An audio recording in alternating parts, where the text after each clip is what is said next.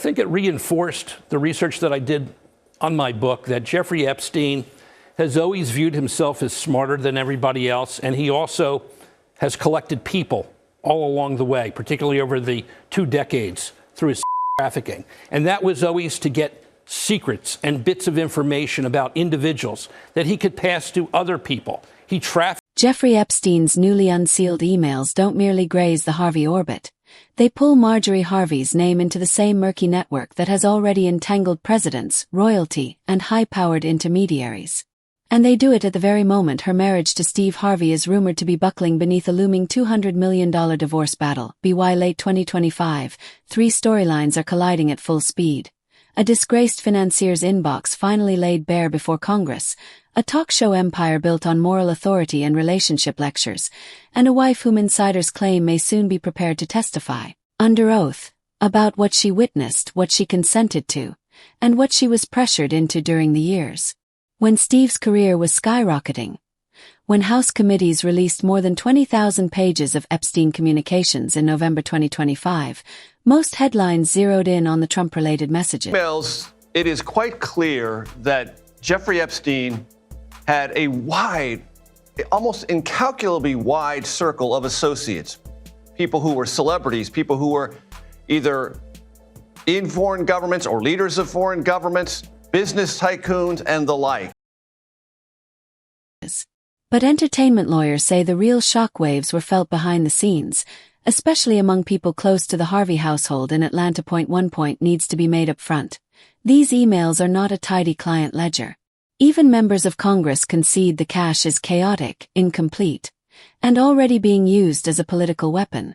Democrats on the House Oversight Committee first unveiled a selective batch in mid-November, spotlighting Epstein portraying Trump as borderline insane, and alleging he knew about the girls. Within hours, Republicans retaliated with more than 20,000 additional pages, insisting they were exposing partisan cherry-picking.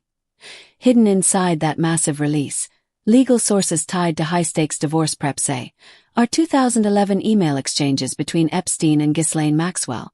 Their wording, timestamps, and strategic redactions have quietly triggered internal reviews by attorneys. Was part of the Epstein files. She was sentenced in 2025. This was an interview by Trump's lawyer to protect Trump from the fallout about the Epstein files. What this really is nothing but a sketchy PR stunt by the Department of Justice. And we have seen this movie before.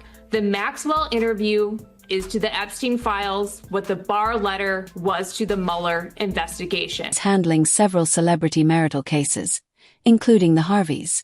None of those lawyers are speaking publicly yet, but they are the ones signaling that a name, or a very close approximation of one, that resembles Marjorie's appears in a thread that later resurfaces in sealed family court documents. Looking back at April 2011, Epstein was already a registered offender attempting to preserve the remains of his sweetheart deal, all while casually corresponding with Maxwell. Their tone, loose, typo-filled, and strangely confident, now reads like the writing of someone convinced his inbox would never be dragged into a congressional hearing. Among those emails is one heavily redacted note describing a woman who spent several hours at his home with a future president.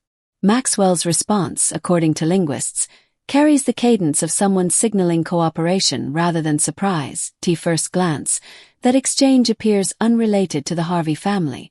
Yet what has raised discrete alarms in 2025 is that the very same thread, or at least its subject line and timestamp, appears to echo discovery requests recently filed in a high-stakes entertainment divorce.